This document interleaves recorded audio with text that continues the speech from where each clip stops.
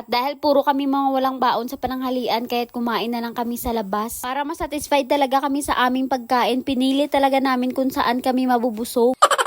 Ang ibig kong sabihin dito kung saan yung may only rice, syempre only rice is life talaga.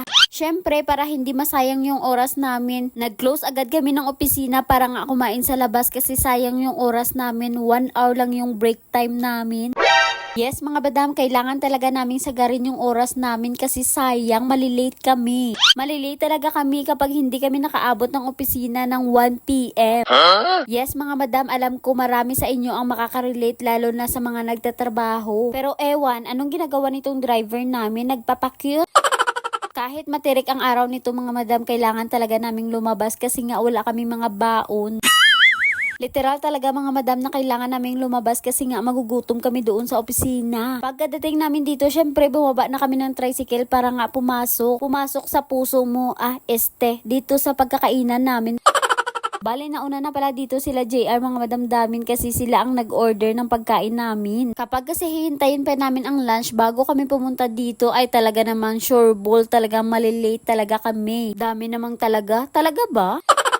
Talaga bang mahal kanya? Ouch! At habang naghihintay ang mga madamdamin ng kanilang order, for the marites na muna kami. Hanggang dito ba naman marites pa din itong mga madamdamin na to? Kita nyo naman itong mga kasama ko para mang walang problema. Parang hindi lang halata sa kanilang mukha na hindi sila gutom At mga ilang minuto ang nakalipas, sinerve na rin sa amin ang in-order namin. Bali, dito nga pala kami kumain mga madamdamin dito sa Hen's Kitchen House. Dito nga pala namin naisipang kumain kasi nga only rice dito. Kahit medyo malayo sa opisina namin, for the go pa rin kami. Syempre naman kung saan yung may only rice, doon talaga kami para mabusog talaga kami sobra. Sayang nga lang mga madam kasi hindi available yung paa nila. Isang ito nga.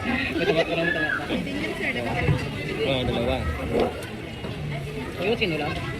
Ito yung Ang bago ni mo, ang mo ba?